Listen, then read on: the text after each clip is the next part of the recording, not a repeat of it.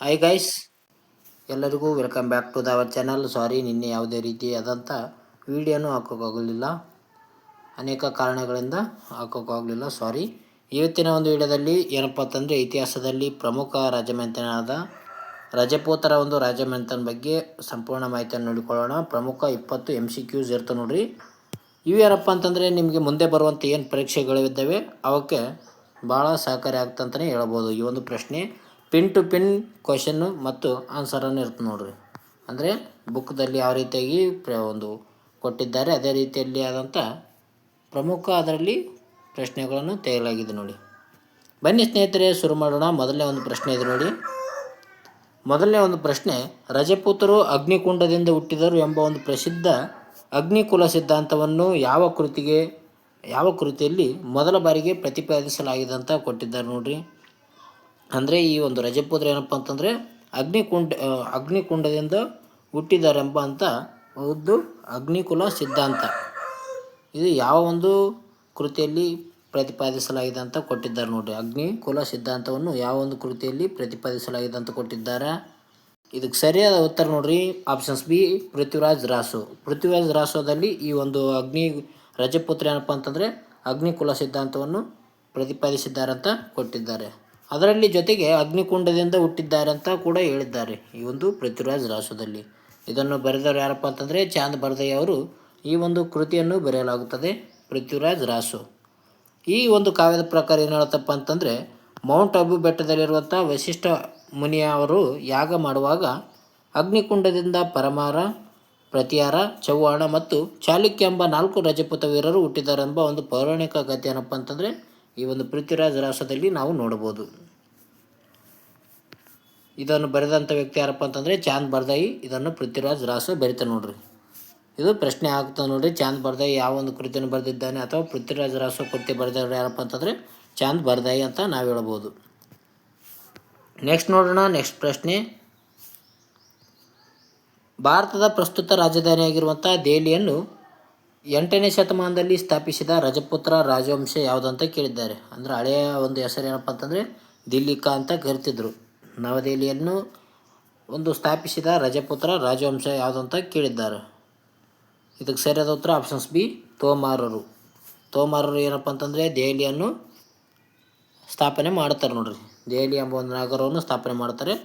ನಂತರ ಅದನ್ನು ಚೌಹಾಣರು ಏನಪ್ಪ ಅಂತಂದರೆ ಆಕ್ರಮಣ ಮಾಡಿಗೇಶನ್ ತೋಮಾರರನ್ನು ಸೋಲಿಸಿ ಚೌಹಾಣರು ಅದನ್ನು ವಶಪಡಿಸಿಕೊಳ್ತಾರೆ. ಅದೇ ರೀತಿಯಾಗಿ ನಂತರ ಮೊಹಮ್ಮದ್ ಗೋರಿ, ಈ ರೀತಿಯಾಗಿ ದೆಹಲಿ ಸುಲ್ತಾನರು ಕೂಡ ಆಳ್ವಿಕೆ ಪ್ರಾರಂಭ ಆಗ್ತಾ ಅಂತಲೇ ಹೇಳ್ಬೋದು ಈ ಒಂದು ದೆಹಲಿಯಲ್ಲಿ.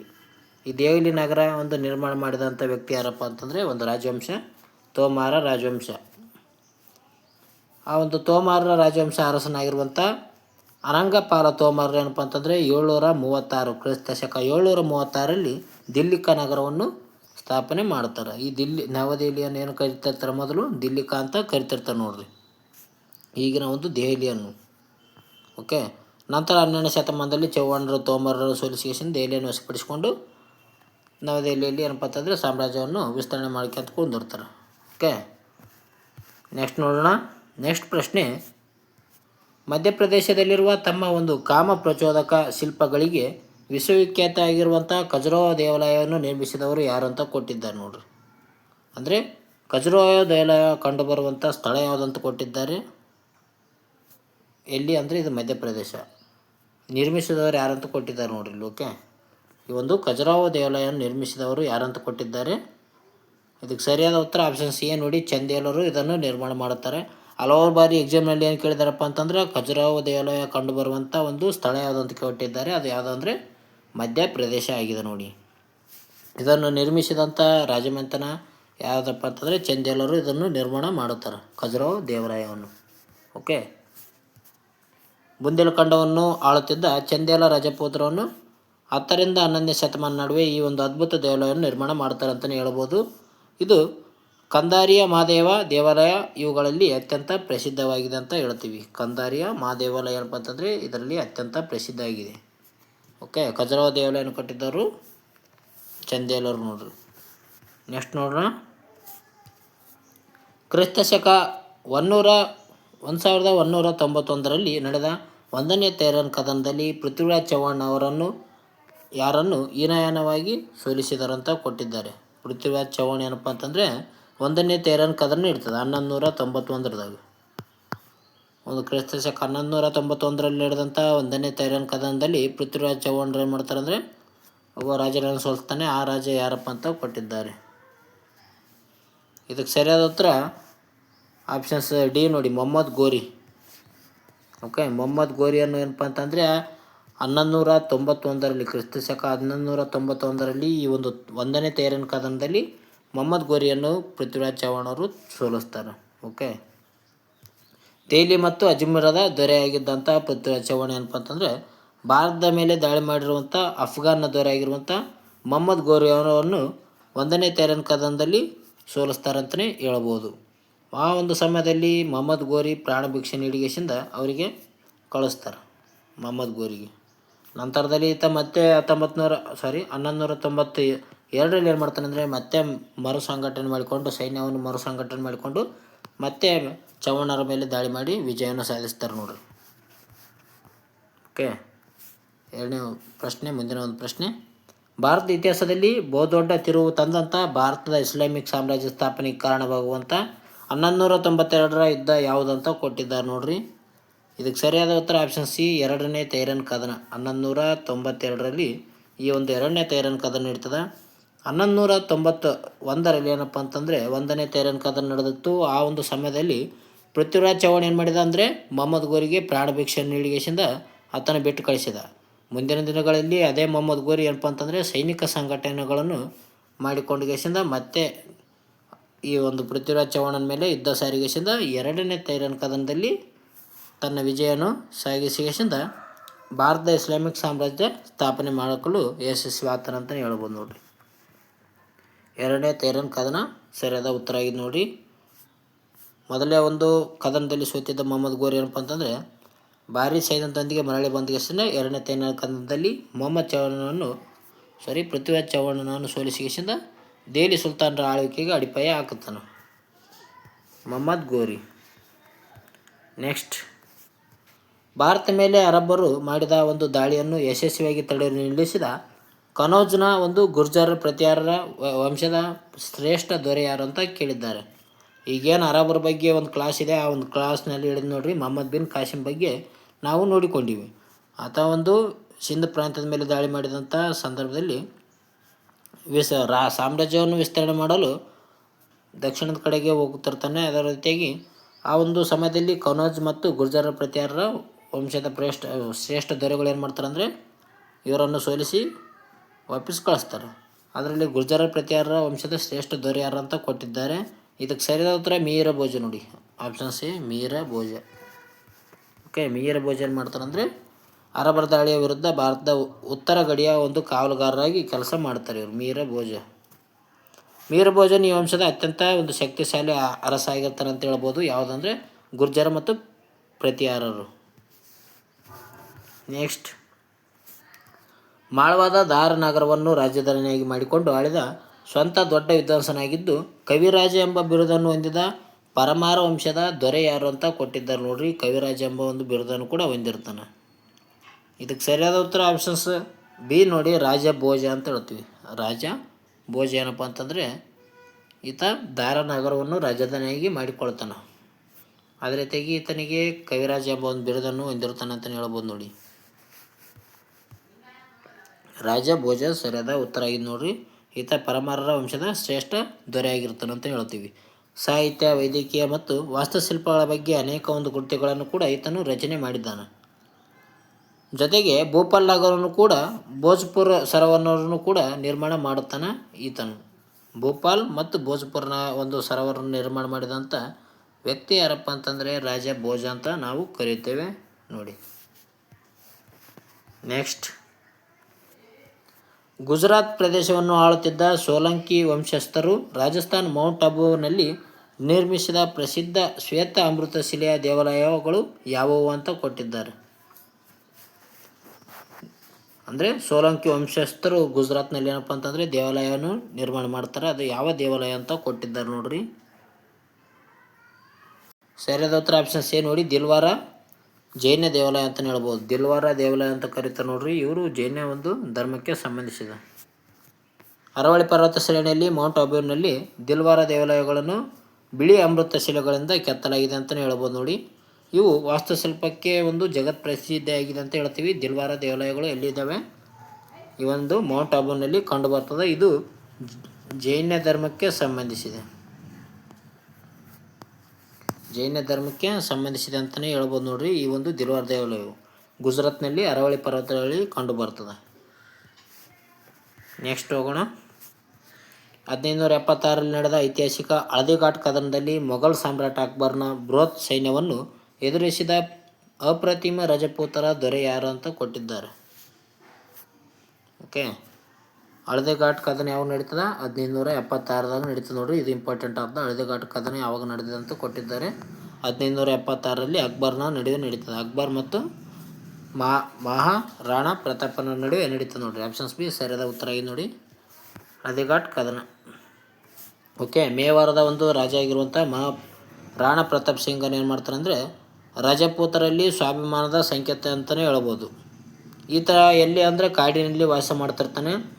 ಅಕ್ಬರ್ನಿಗೆ ಶರಣಾಗೋದೇನಪ್ಪ ಅಂತಂದರೆ ಗೆರಿಲ್ಲಾ ಯುದ್ಧ ತಂತ್ರವನ್ನು ಮೂಲಕ ಹೋರಾಟ ಮುಂದುವರಿಸ್ತಾನೆ. 1576ರಲ್ಲಿ ಹಳದಿಘಾಟ್ ಕದನ ಅಕ್ಬರ್ ಮತ್ತು ಮಹಾರಾಣಾ ಪ್ರತಾಪ್ ಸಿಂಗನ ನಡುವೆ ನಡೀತದೆ ಅಂತಲೇ ಹೇಳ್ತೀವಿ. ಹಳದಿಘಾಟ್ ಕದನ ಬಗ್ಗೆ ಪ್ರಶ್ನೆ ಬರುತ್ತದೆ ನೋಡಿ, ಹಳದಿಘಾಟ್ ಕದನ. ಓಕೆ, ನೆಕ್ಸ್ಟ್ ಹೋಗೋಣ. ಹಳದಿಘಾಟ್ ಕದನದಲ್ಲಿ ತನ್ನ ಪ್ರಾಣವನ್ನು ಪಣಕ್ಕಿಟ್ಟು ಮಹಾರಾಣಾ ಪ್ರತಾಪನನ್ನು ಕಾಪಾಡಿದ ಆತನ ಪ್ರೀತಿಯ ಸ್ವಾಮಿನಿಷ್ಠೆ ಕುದುರೆ ಹೆಸರೇನಂತ ಕೊಟ್ಟಿದ್ದಾರೆ. ಇದಕ್ಕೆ ಸರಿಯಾದ ಉತ್ತರ ಆಪ್ಷನ್ ಸಿ ನೋಡಿ, ಚೇತಕ ಅಂತ ಕರಿತೇವೆ. ಅಂದರೆ ಮಹಾರಾಣಾ ಪ್ರತಾಪ ಸಿಂಗನ ಒಂದು ಕುದುರೆ ಹೆಸರು ಏನಂತ ಕೊಟ್ಟಿದ್ದಾರೆ. ಇದು ಚೇತಕ ಆಗಿದೆ. ಇದು 8ನೇ ಕ್ಲಾಸ್ ಬುಕ್ಕದಲ್ಲಿ ಇರ್ಬೋದು ನೋಡಿ. ಓಕೆ, 8ನೇ ಕ್ಲಾಸ್ ಬುಕ್ಕದಲ್ಲಿ ಮಹಾರಾಣಾ ಪ್ರತಾಪ ಸಿಂಗನ ಒಂದು ಕುದುರೆ ಏನಪ್ಪ ಅಂತಂದರೆ ಆತನನ್ನು ಕಾಪಾಡುತ್ತದೆ ಒಂದು ಯುದ್ಧದ ಹಳದಿಘಾಟ್ ಕದನದಲ್ಲಿ. ಓಕೆ, ಯುದ್ಧದಲ್ಲಿ ಏನಪ್ಪ ಅಂತಂದರೆ ಮಹಾರಾಣಾ ಪ್ರತಾಪ್ ಸಿಂಗನಿಗೆ ತೀವ್ರ ಗಾಯ ಆಗಿರ್ತದೆ. ಅಂಥ ಒಂದು ಸಂದರ್ಭದಲ್ಲಿ ಅದರ ಒಂದು ಕಾಲು ತುಂಡಾಗಿದ್ದರೂ ಕೂಡ ಆತನ ಏನು ಮಾಡ್ತದೆ ಅಂದರೆ ಹೊತ್ತುಕೊಂಡು ಅರಿಯುವ ಒಂದು ತೊರೆಯನ್ನು ಜಿಗಿದಿಗೆಸಿಂದ ಪಾರು ಮಾಡ್ತದೆ ಅಂತಲೇ ಹೇಳ್ಬೋದು ಚೇತಕ್ ಕುದುರೆ. ಇದು ಒಂದು ಕಥೆ ಏನಪ್ಪ ಅಂತಂದರೆ ಭಾರತ ಇತಿಹಾಸದಲ್ಲಿ ಚಿರಸ್ಥಾಯಿಯಾಗಿದೆ ಅಂತಲೇ ಹೇಳ್ತೀವಿ. ಇದು ಚೇತಕ್ ಎಂಬುದು ಏನಪ್ಪ ಅಂತಂದರೆ ಕುದುರೆ ಆಗಿದೆ ಮಹಾರಾಣಾ ಪ್ರತಾಪ ಸಿಂಗಂದು. ನೆಕ್ಸ್ಟ್ ನೋಡೋಣ. ಮಾಳವಾದ ಸುಲ್ತಾನ ಮೊಹಮ್ಮದ್ ಖಿಲ್ಜಿಯ ಮೇಲಿನ ವಿಜಯದ ನೆನಪಿಗಾಗಿ ಮೇವಾರದ ರಾಣಕುಂಭನು ನಿರ್ಮಿಸಿದ ವಿಜಯ ಸ್ತಂಭ ಎಲ್ಲಿದೆ ಅಂತ ಕೊಟ್ಟಿದ್ದಾರೆ. ರಾಣಕುಂಭ ನಿರ್ಮಿಸಿದ ವಿಜಯ ಸ್ತಂಭ ಒಂದು ಯಾವ ಸ್ಥಳದಲ್ಲಿ ಕಂಡುಬರ್ತದೆ ಅಂತ ಕೊಟ್ಟಿದ್ದಾರೆ. ಇದಕ್ಕೆ ಸರಿಯಾದ ಉತ್ತರ ಆಪ್ಷನ್ಸ್ ಡಿ ನೋಡಿ, ಚಿತ್ತೋಡ್ಗಢದಲ್ಲಿ ಈ ಒಂದು ವಿಜಯ ಸ್ತಂಭ ಕಂಡುಬರ್ತದೆ ನೋಡ್ರಿ. ರಾಜಸ್ಥಾನದ ಚಿತ್ತೋಡ್ಗಢ ಕೋಟೆಯಲ್ಲಿರುವ 9 ಅಂತಸ್ತಿನ ಸುಂದರವಾದ 122 ಅಡಿ ಎತ್ತರದ ವಿಜಯ ಸ್ತಂಭವನ್ನು 1448ರಲ್ಲಿ ಏನು ಮಾಡ್ತಾರೆ ಅಂದರೆ ರಾಣಕುಂಭ ನಿರ್ಮಾಣ ಮಾಡ್ತಾನೆ. ಇದು ರಾಜಪುತ್ರ ಒಂದು ವಾಸ್ತುಶಿಲ್ಪದ ಒಂದು ಅದ್ಭುತ ಒಂದು ಸಾಕ್ಷಿಯಾಗಿದೆ ಅಂತಲೇ ಹೇಳ್ಬೋದು. ರಾಣಕುಂಭ ಯಾರಪ್ಪ ಅಂತಂದರೆ ಚಿತ್ತೋಡ್ಗಢ ಕೋಟೆಯನ್ನು ನಿರ್ಮಾಣ ಮಾಡ್ತಾನೆ ಅಂತ ಹೇಳ್ತೀವಿ ರಾಜಸ್ಥಾನದಲ್ಲಿ. ನೆಕ್ಸ್ಟ್, ಶತ್ರುಗಳ ಕೈಗೆ ಸಿಕ್ಕಿ ತಮ್ಮ ಮಾನಭಂಗವನ್ನು ಆಗುವುದನ್ನು ತಪ್ಪಿಸಲು ರಜಪೂತ್ರ ಮಹಿಳೆಯರು ಬೆಂಕಿ ಕುಂಡಕ್ಕೆ ಹಾರಿ ಸಾಮೂಹಿಕ ಆತ್ಮಹತ್ಯೆ ಮಾಡಿಕೊಳ್ಳುತ್ತಿದ್ದ ಪದ್ಧತಿಯ ಹೆಸರೇನಂತ ಕೊಟ್ಟಿದ್ದಾರೆ. ಅಂದರೆ ಶತ್ರುಗಳಿಂದ ತಪ್ಪಿಸಿಕೊಂಡಿಗೆಸಿಂದ ಅವರ ಒಂದು ಮಾನಭಂಗ ಕಾಪಾಡೋದ ಸಲುವಾಗಿ ರಜಪೂತ್ರ ಮಹಿಳೆಯರು ಏನು ಮಾಡ್ತಾರೆ ಅಂದರೆ ಅಗ್ನಿಕುಂಡಕ್ಕೆ ಹಾರುತ್ತಿದ್ದರು. ಇದನ್ನು ಏನಂತ ಕೊಟ್ಟಿದ್ದಾರೆ. ಇದಕ್ಕೆ ಸರಿಯಾದ ಉತ್ತರ ಜವಾರ್ ಪದ್ಧತಿ ನೋಡಿ. ಜವಾರ್ ಪದ್ಧತಿ ಅಗ್ನಿಕುಂಡಕ್ಕೆ ಹಾರುವುದಾಗಿದೆ ನೋಡಿ. ಓಕೆ, ಜವಾರ್ ಪದ್ಧತಿ ನೋಡಿ ಏನಪ್ಪ ಅಂತಂದರೆ ಮಹಿಳೆಯ ಪುರುಷ ಯುದ್ಧದಲ್ಲಿ ಗೆಲ್ಲುವ ಭರವಸೆ ಕಳೆದುಕೊಂಡಿರ್ತಾನೆ, ಅದಕ್ಕೆ ಸಾಕ ಅಂತ ಕರೀತಾರೆ. ಅಂದರೆ ಯುದ್ಧದಲ್ಲಿ ಮಡಿಯುವುದು. ಏನಾದರೂ ಆತನ ಒಂದು ಪತಿ ಯುದ್ಧದಲ್ಲಿ ಮರಣ ಹೊಂದಿದ್ದರೆ ಆ ಒಂದು ಸಮಯದಲ್ಲಿ ಅವರೇನಪ್ಪ ಅಂತಂದರೆ ಜವಾರ್ ಪದ್ಧತಿಗೆ ಅನುವು ಮಾಡಿಕೊಡ್ತಿದ್ರು. ಅಂದರೆ ಜವಾರ್ ಪದ್ಧತಿ ಹಾಕ್ತಿದ್ರು. ಅಂದರೆ ಬೆಂಕಿಯಲ್ಲಿ ಬೆಂಕಿಯ ಕುಂಡದಲ್ಲಿ ಇರ್ತಾರೆ ನೋಡ್ರಿ. ಓಕೆ, ಅವರ ಒಂದು ಪ್ರಾಣವನ್ನು ಕಳೆದುಕೊಳ್ತಿರ್ತಾರೆ ಬೆಂಕಿ ಕುಂಡದಲ್ಲಿ. ಅಲಾವುದ್ದೀನ್ ಖಿಲ್ಜಿಯ ಒಂದು ಚಿತ್ತರ ಮೇಲೆ ದಾಳಿ ಮಾಡಿದಾಗ ಕೂಡ ರಾಣಿ ಪದ್ಮಿನಿ ಕೂಡ ಜವಾರ್ ಪದ್ಧತಿಗೆ ಜಗತ್ಪ್ರಸಿದ್ಧಿಯಾಗಿದೆ ಅಂತ ಹೇಳ್ತೀವಿ ನೋಡಿ. ನೆಕ್ಸ್ಟ್, 1527ರಲ್ಲಿ ನಡೆದ ಕಣ್ವ ಕದನದಲ್ಲಿ ಮೊಘಲ್ ದೊರೆ ಬಾಬರ್ನ ವಿರುದ್ಧ ವೀರಾವೇಶದಿಂದ ಹೋರಾಡಿದ ಪ್ರಬಲ ರಜಪೂತರ ದೊರೆ ಯಾರು ಅಂತ ಕೊಟ್ಟಿದ್ದಾರೆ. ಕಣ್ವ ಕದನ ಯಾವಾಗ ಆಯ್ತು ಅಂತ ಕೇಳ್ತಾರೆ, 1527ರಲ್ಲಿ. ಕಣ್ವ ಕದನ ನಡೆದದ್ದು 1527ರಲ್ಲಿ ನಡೆದು ನೋಡ್ರಿ. ಆ ಒಂದು ಸಮಯದಲ್ಲಿ ರಜಪೂತರ ರಾಣ ಸಂಖ್ಯೆ ಏನಪ್ಪ ಅಂತಂದರೆ ಬಾಬರ್ನ ವಿರುದ್ಧ ಹೋರಾಟವನ್ನು ಮಾಡುತ್ತಾನೆ. ಓಕೆ, ಈತ ಸಂಗ್ರಾಮ ಸಿಂಗ್ ಎಂದೇ ಒಂದು ಹೆಸರುವಾಸಿ ಆಗಿರ್ತಾನೆ ಅಂತ ಹೇಳ್ತಾನೆ ನೋಡ್ರಿ. ಈತ ಏನು ಮಾಡ್ತಾನೆ ಅಂದರೆ ಆಗ್ರಾ ಬಳಿ ಕಣ್ವಕದಲ್ಲಿ ಬಾಬರ್ನನ್ನು ಎದುರಿಸ್ತಾನೆ. ಈ ಯುದ್ಧದಲ್ಲಿ ಸೋತರು ಕೂಡ ಅವನ ಒಂದು ಶೌರ್ಯ ಏನಪ್ಪ ಅಂತಂದರೆ ಇತಿಹಾಸದಲ್ಲಿ ನಾವು ನೋಡಬಹುದು. ನೆಕ್ಸ್ಟ್, ಪೃಥ್ವಿರಾಜ್ ಚೌಹಾಣನ ಒಂದು ಆಸ್ಥಾನದಲ್ಲಿದ್ದ ಮತ್ತು ಆತನ ಸಾಹಸಗಳನ್ನು ಪೃಥ್ವಿರಾಜ್ ರಾಸು ಎಂಬ ಕಾವ್ಯದಲ್ಲಿ ವರ್ಣಿಸಿದ ಹಿಂದಿ ಕವಿ ಯಾರು ಅಂತ ಕೊಟ್ಟಿದ್ದಾರೆ. ಅಂದರೆ ಪೃಥ್ವಿರಾಜ್ ರಾಸು ಎಂಬ ಒಂದು ಕೃತಿಯನ್ನು ರಚನೆ ಮಾಡಿದಂಥ ಕವಿ ಯಾರು ಅಂತ ಕೊಟ್ಟಿದ್ದಾರೆ. ಇದು ಕೂಡ ಪುಸ್ತಕದಲ್ಲಿದೆ ನೋಡಿ. ಇದಕ್ಕೆ ಸರಿಯಾದ ಉತ್ತರ ಚಾಂದ್ ಬರ್ದಾಯಿ. ಚಾಂದ್ ಬರ್ದಾಯಿಯ ಪೃಥ್ವಿರಾಜ್ ರಾಸು. ಓಕೆ, ಪೃಥ್ವಿರಾಜ್ ರಾಸು ಅಂತ ನಾವು ಹೇಳ್ತೀವಿ, ಚಾಂದ್ ಬರ್ದಾಯಿ ಬರಿತಾನೆ ಆಯ್ತಾ. ಈತ ಪೃಥ್ವಿರಾಜ್ ಚೌಹಾಣನ ಆಸ್ಥಾನದ ಕವಿ ಆಗಿರ್ತಾನೆ, ಜೊತೆಗೆ ಮಿತ್ರನು ಕೂಡ ಆಗಿರ್ತಾನೆ ನೋಡ್ರಿ. ಇದು ಯಾವ ಭಾಷೆಯಲ್ಲಿ ಇದೆಪ್ಪ ಅಂತಂದರೆ ಬ್ರಾಜ್ ಭಾಷೆ ಅಥವಾ ಹಿಂದಿ ಭಾಷೆಯಲ್ಲಿ ಇದು ಬರಿತಾನೆ ಅಂತ ಹೇಳ್ತೀವಿ. ಯಾವುದು? ಪೃಥ್ವಿರಾಜ್ ರಾಸು. ರಾಜಸ್ಥಾನಿ ರಾಜಪುತ್ರ ಸಾಹಿತ್ಯದ ಒಂದು ಶ್ರೇಷ್ಠ ಕೃತಿಯಾಗಿದೆ ಇದು. ಪೃಥ್ವಿರಾಜ್ ರಾಸು ಬರೆದಂಥ ವ್ಯಕ್ತಿ ಚಾಂದ್ ಬರ್ದಾಯಿ. ಇದು ಇಂಪಾರ್ಟೆಂಟ್ ಆಯ್ತು ನೋಡ್ರಿ. ಕೃತಿ ಬರೆದಂಥ ವ್ಯಕ್ತಿ ಯಾರು ಅಂತ ಕೇಳ್ತಾರೆ, ಚಾಂದ್ ಬರ್ದಾಯಿ. 1194ರಲ್ಲಿ ನಡೆದ ಚಂದಾವರ್ ಕದನದಲ್ಲಿ ಮೊಹಮ್ಮದ್ ಗೋರಿಯಿಂದ ಸೋಲಿಸಲ್ಪಟ್ಟ ಕನೌಜ್ನ ಒಂದು ಗಢವಾಲ ವಂಶದ ಅರಸ ಯಾರಂತ ಕೊಟ್ಟಿದ್ದಾರೆ. ಗಢವಾಲರ ಅರಸರು. ಇದಕ್ಕೆ ಸರಿಯಾದ ಉತ್ತರ ಯಾರಪ್ಪ ಅಂತಂದರೆ ಜಯಚಂದ್ರ ನೋಡಿ. Option C Jayachandra. ಏನಪ್ಪ ಅಂತಂದರೆ ಈ ಒಂದು ಚಂದಾವರದ ಕದನದಲ್ಲಿ ಮೊಹಮ್ಮದ್ ಗೋರಿಯಿಂದ ಸೋಲಿಸ್ತಾನೆ 1194ರಲ್ಲಿ. ಓಕೆ, ಜಯಚಂದ್ರ ಸರಿಯಾದ ಉತ್ತರ ಆಗಿದೆ ನೋಡಿ. ಜಯಚಂದ್ರ ಏನಪ್ಪ ಅಂತಂದರೆ ಪೃಥ್ವಿರಾಜ್ ಚೌಹಾಣನ ಮಾವ ಆಗಿರ್ತಾನೆ ಆಯ್ತಾ. ಪೃಥ್ವಿರಾಜ್ ಚೌಹಾಣನ ಮಾವ ಯಾರಾಗಿರ್ತಾರೆ? ಜಯಚಂದ್ರ ಆಗಿರ್ತಾನೆ ನೋಡ್ರಿ. ಅಂದರೆ ಪೃಥ್ವಿರಾಜ್ ರಾಜನು ಜಯಚಂದ್ರನ ಮಗಳ ಯಾರಾಗಿರ್ತಾರೆ ಅಂದರೆ ಸಂಯುಕ್ತನನ್ನು ಸ್ವಯಂವರದಿಂದ ಅಪಹರಿಸಿ ಮದುವೆ ಆಗಿರ್ತಾನೆ. ತೈರನ್ ಕದನದಲ್ಲಿ ಪೃಥ್ವಿರಾಜನಿಗೆ ನೆರವಾಗದಿದ್ದರಿಂದ ಜಯಚಂದ್ರನನ್ನು ಗೋರಿ ಮುಂದಿನ ಯುದ್ಧದಲ್ಲಿ ಕೊಲೆ ಮಾಡ್ತಾನೆ ಅಂತಲೇ ಹೇಳ್ತಾನೆ ನೋಡಿ. ಓಕೆ, ಜಯಚಂದ್ರ ಪೃಥ್ವಿರಾಜರ ಒಂದು ಚೌಹಾಣನ ಮಾವನಾಗಿರ್ತಾನೆ. ಈತ ಮಗಳು ಯಾರಪ್ಪ ಅಂತಂದರೆ ಸಂಯುಕ್ತೆಯನ್ನು ಪೃಥ್ವಿರಾಜ್ ಚೌಹಾಣ ಮದುವೆ ಆಗಿರ್ತಾನೆ. ಓಕೆ, ನೆಕ್ಸ್ಟ್ ಪ್ರಶ್ನೆ. ಬಂಗಾಳವನ್ನು ಆಳುತ್ತಿದ್ದ ರಜಪೂತ್ರ ಮೂಲದ ಸೇನಾ ರಾಜವಂಶದ ಆಸ್ಥಾನದಲ್ಲಿ ಆಶ್ರಯ ಪಡೆದಿದ್ದ ಸಂಸ್ಕೃತದ ಪ್ರಸಿದ್ಧ ಗೀತ ಗೋವಿಂದ ಕೃತಿಯನ್ನು ರಚಿಸಿದ ಕವಿ ಯಾರು ಅಂತ ಕೊಟ್ಟಿದ್ದಾರೆ. ಇಲ್ಲಿ ನೋಡಿ, ಇಷ್ಟು ಉದ್ದ ಕೊಟ್ಟರು ಕೂಡ ಶಾರ್ಟಾಗಿ ನಾವು ಇಲ್ಲೇಶನ್ ತಿಳ್ಕೊಳ್ಬೇಕು. ಗೀತ ಗೋವಿಂದ ಕೃತಿಯನ್ನು ರಚನೆ ಮಾಡಿದಂಥ ವ್ಯಕ್ತಿ ಯಾರಂತ ಕೇಳಿದ್ದಾರೆ. ಇಲ್ಲಿ ಬರೀ ಗೀತಾ ಗೋವಿಂದ ಕೃತಿಯನ್ನು ರಚನೆ ಮಾಡಿದಂಥ ವ್ಯಕ್ತಿ ಯಾರಂತ ಕೇಳಿದ್ದಾರೆ. ಸರಿಯಾದ ಉತ್ತರ ಜಯದೇವ ನೋಡಿ. ಜಯದೇವನ ಗೀತ ಗೋವಿಂದ ಅಂತ ಹೇಳ್ತೀವಿ.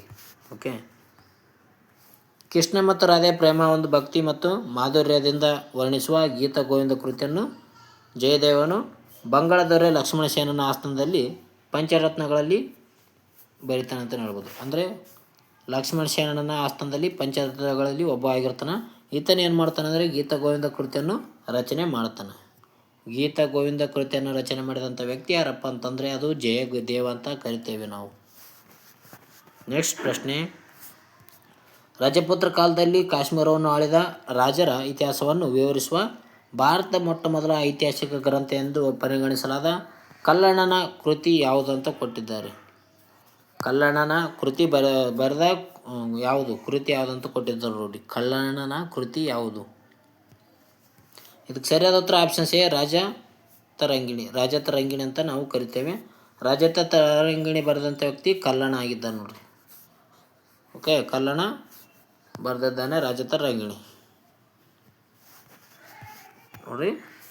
ಇದನ್ನು 12ನೇ ಶತಮಾನದ ಕಾಶ್ಮೀರದಲ್ಲಿ ಕಲ್ಲಣ್ಣನು ಸಂಸ್ಕೃತದಲ್ಲಿ ಬರೆದ ರಾಜತರಂಗಿಣಿ ಗ್ರಂಥವು ಪ್ರಾಚೀನ ಕಾಲದ ಕಾಶ್ಮೀರವನ್ನು ಆಳಿದ ರಾಜರ ಬಗ್ಗೆ ಮತ್ತು ಅವರ ವಂಶದ ಬಗ್ಗೆ ಹೇಳ್ತದಂತಲೇ ಹೇಳ್ಬೋದು. ರಾಜತರಂಗಿಣಿ ಯಾರು ಬರ್ತಾರೆ? ಕಲ್ಲಣ ಬರೆದಿದ್ದಾನೆ ನೋಡ್ರಿ. ಓಕೆ, ಕಲ್ಲಣ ಇದು ಯಾವ ಭಾಷೆಯಲ್ಲಿದೆ ಅಂದರೆ ಸಂಸ್ಕೃತ ಭಾಷೆಯಲ್ಲಿ ಇದನ್ನು ಬರೆಯಲಾಗುತ್ತದೆ. ನೆಕ್ಸ್ಟ್ ಪ್ರಶ್ನೆ.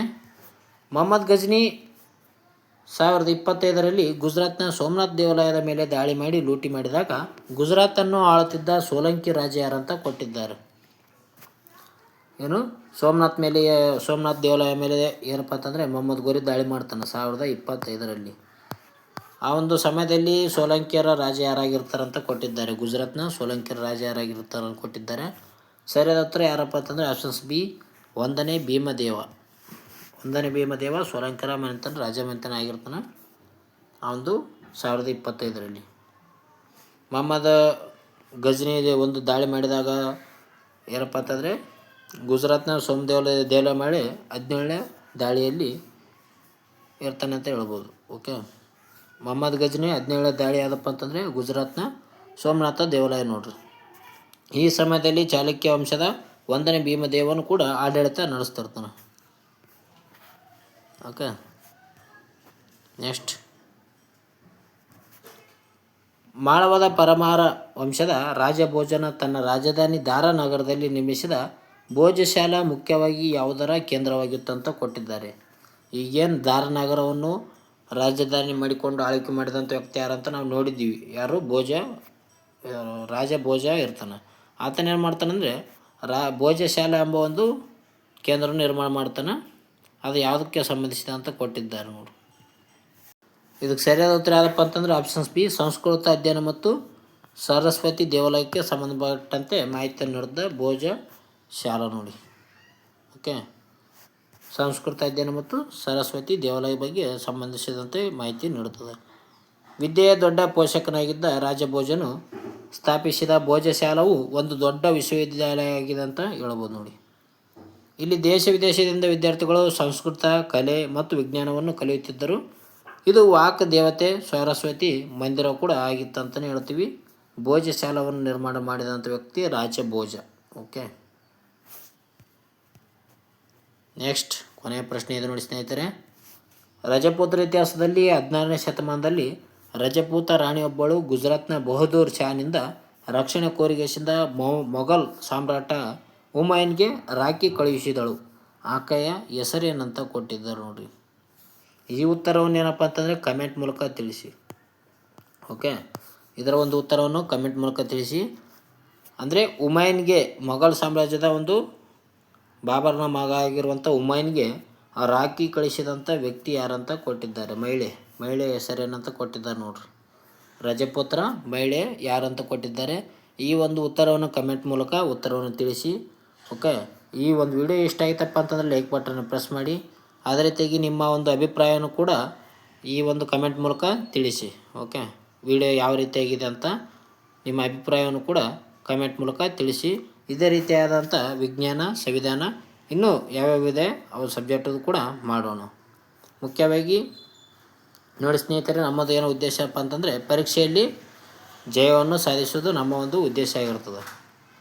ಅದಕ್ಕೆ 6ರಿಂದ 10, 12 ಮತ್ತು ಎಕ್ಸ್ಟ್ರಾ ಅದರ್ ಬುಕ್ಗಳನ್ನು ಕೂಡ ರೆಫರ್ ಮಾಡಿಕೆಸಿಂದ ಲೈನ್ ಟು ಲೈನ್ ಏನಪ್ಪ ಅದು ರಜಪೂತರ ಬಗ್ಗೆ ಕೇಳಿದರೆ ಅದು ರಜಪೂತ್ರದಲ್ಲಿ ಒಂದು 4 ಲೈನ್ ಇದ್ದರೆ ಅದರಲ್ಲಿ 2 ಕ್ವೆಶನ್ನು ನಾವು ತೆಗೆದಿರ್ತೀನಿ.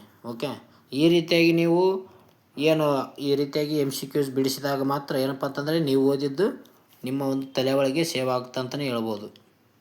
ಎಷ್ಟು ಸೇವ್ ಇದ್ದರೆ ಅದು ಗೊತ್ತಾಗುತ್ತೆ ಇಲ್ಲಿ. ಓಕೆ, ಇದರ ಒಂದು ಉತ್ತರವನ್ನು ಕಮೆಂಟ್ ಮೂಲಕ ತಿಳಿಸಿ. ವಿಡಿಯೋ ಇಷ್ಟ ಆದರೆ ಲೈಕ್ ಮಾಡಿ, ಶೇರ್ ಮಾಡಿ, ಸಬ್ಸ್ಕ್ರೈಬ್ ಮಾಡಿ. ಇದರ ಒಂದು ಅಭಿಪ್ರಾಯವನ್ನು ತಿಳಿಸಿ ಅಂತ ಹೇಳ್ತೀನಿ. ಇಲ್ಲಿಗೆ ಒಂದು ವಿಡಿಯೋನ ಮುಕ್ತಾಯ ಮಾಡೋಣ. ಮುಂದಿನ ವಿಡಿಯೋದಲ್ಲಿ ಸಿಗೋಣ. ಟೇಕ್ ಕೇರ್ ಫ್ರೆಂಡ್ಸ್, ಬಾಯ್.